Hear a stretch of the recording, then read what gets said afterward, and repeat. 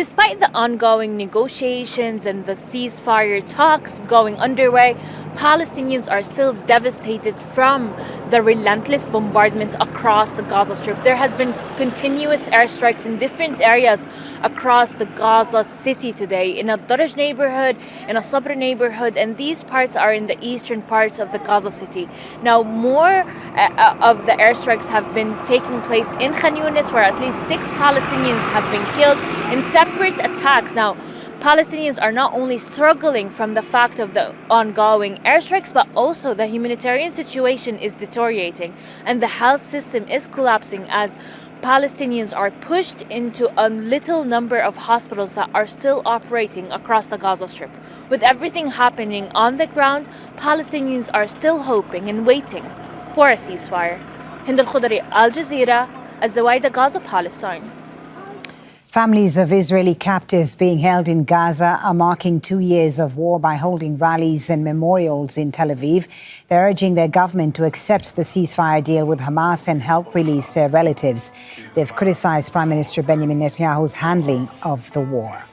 Well, the fate of the Israeli captives has become one of the most divisive issues in Israel, sparking mass protests since the war began.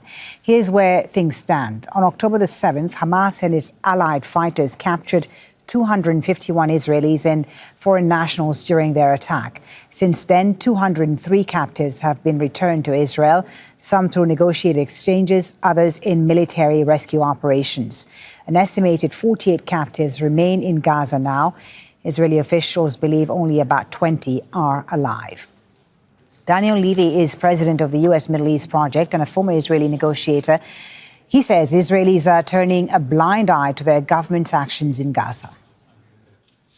Israelis are perhaps still in denial about what has been done by their state, by themselves, in their name, in Gaza over this 2 years. The Israeli leadership told us on that day already that Palestinians will be collectively punished, that no distinction will be drawn between civilians and combatants.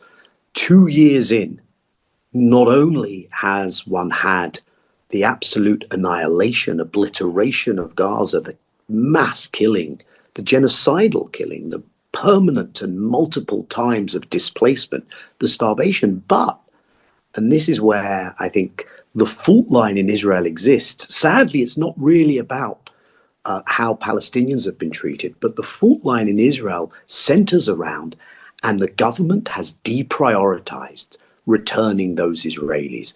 And so it is a society that on the one hand has been mobilized and has entered some kind of genocidal doom loop, on the other hand is fragmented, doesn't support the deprioritization of getting a ceasefire to get the Israelis released. Netanyahu has done many other things. He's pumped money into the economy, giving huge compensation to those who've agreed to be reservists on almost a semi-permanent basis. So he's kept that kind of thing afloat.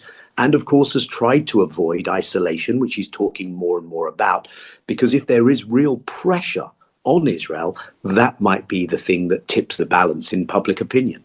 Don't miss out. Get the full picture. Subscribe to Al Jazeera for reliable news, expert insight. Like, share, stay ahead.